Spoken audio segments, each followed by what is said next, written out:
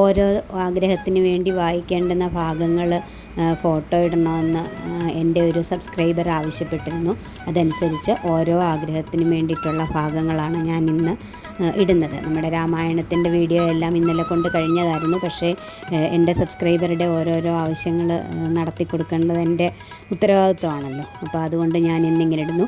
ഇത് വേറൊന്നുമല്ല കേട്ടോ, നിങ്ങളുടെ കയ്യിരിക്കുന്ന രാമായണത്തിൽ തന്നെ ഉള്ള നമ്മൾ വായിച്ചു കഴിഞ്ഞ ഭാഗങ്ങളാണ്.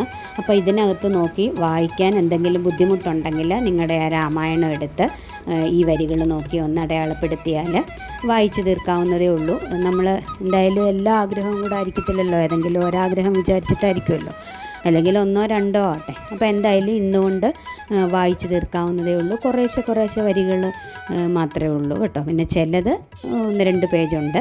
അപ്പോൾ അത് നോക്കി വായിക്കുക. ഇതിൽ നോക്കി വായിക്കാൻ എന്തെങ്കിലും ബുദ്ധിമുട്ടുണ്ടെങ്കിൽ നിങ്ങളുടെ കയ്യിരിക്കുന്ന രാമായണത്തിൽ അടയാളപ്പെടുത്തിയിട്ട് വായിക്കുക, ഇല്ലെങ്കിൽ ഇതിൽ നോക്കി വായിക്കാം. ആദ്യം ഞാൻ ഓരോ കാര്യങ്ങളുടെ ഫോട്ടോയാണ് ആഡ് ചെയ്തിട്ടുള്ളത്. അതായത് എന്തിനാണ്, ഏതുദ്ദേശത്തിനാണ്. ഇത് കണ്ടോ, ഇതിപ്പം ആഗ്രഹ സഫലത്തിന്, ആ ഒരു ആഗ്രഹത്തിന് വേണ്ടിയിട്ട് ഏത് വരിയാണെന്നുള്ളതാണിത്. അപ്പോൾ അങ്ങനെ വായിക്കുക, ഇല്ലെങ്കിൽ ഞാൻ നേരത്തെ പറഞ്ഞതുപോലെ.